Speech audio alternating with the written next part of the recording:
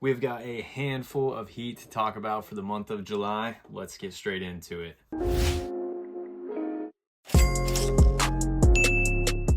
If you guys like these release guides, make sure you subscribe, turn your notifications on so that you don't miss future guides. I post them before the first of each month to let you guys know what you should be looking out for, what you should be copping, buying, reselling to make money. Our first release for the month of July happens to come on the 1st. Now, we haven't seen this pair since 2011. Any guesses as to what it is? We've got none other than the KD4 Nerf. Now, the Durants have came back in full force for 2024. We've seen a couple remans already. I'm glad that we've seen some of these styles come back. Like I said, we haven't seen the Nerfs since 2011, and they're a heavy hitter. They're a four-figure pair. Now, this reiteration in 2024 isn't going to hit four figures right off the rip, but there is some potential there to resell and make money. They're retailing for 150 bucks. Margins will be good there. Definitely want to keep those on your radar. Look out for those on sneakers at 10 a.m. on release day. Make sure you check your foot sites and social media to see who else is going to have these in stock and what their procedure is for the release on release day. On July 13th, we've got the WNBA Retro 3 in a women's size run, Desert Camo. This Desert Camo upper is so hard. Haven't seen anything like this really since the Supreme 5s,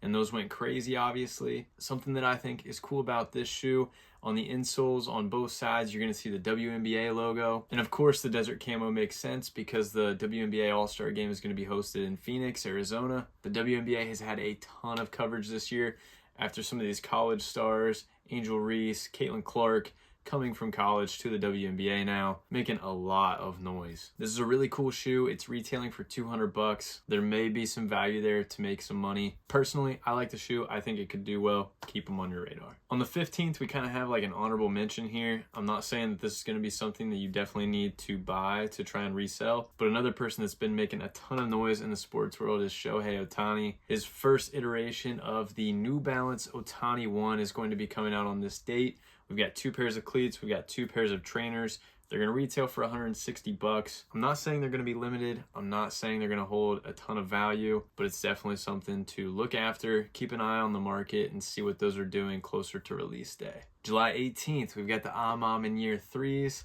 This is the women's black, violet, or colorway. I really don't have a ton of hope for these to pull a high resale value.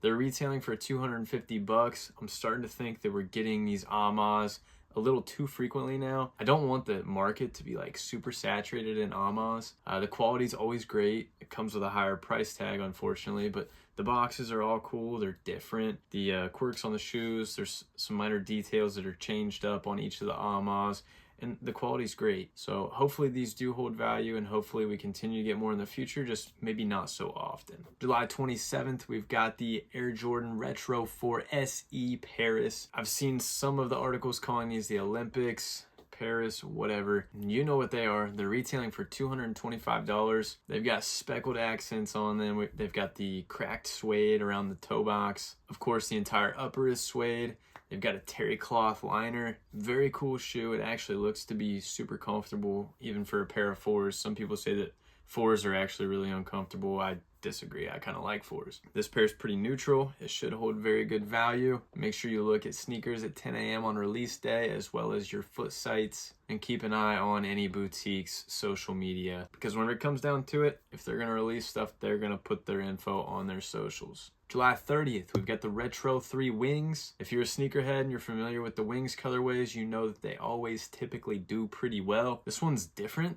than what we're used to. I mean, normally with the Wings colorways, we're seeing like gold, black, white, some sort of revealing aspect to the shoe. This time it's got elephant print on it. It's got floral upper. The back heel tab is translucent with some roses showing through. As your eyes make your way up from the back heel tab, you're going to see etches on the inside of the tongue that say up rose, I too have thorns. Very cool details. The box is different as well. The inside of the box has the same quote with some artwork. These are the type of things that, as a sneakerhead, it draws me to a pair of shoes. We see tons of different colorways of sneakers, and whenever they have these details, these quirks, if you will, it makes the shoe tell a story, and as a sneakerhead, it just makes it way more interesting, and it makes me way more likely to cop it. Hopefully other sneakerheads feel the same way, and it'll drive the value up of these sneakers. They're retailing for $210, so do your own research, keep an eye on the market, and see how these trend closer to release day. We still have quite a bit of time before those drop, and a lot could happen until then. If you guys have any questions, comments about the releases that I covered in the guide today, drop those below or hit me up on IG.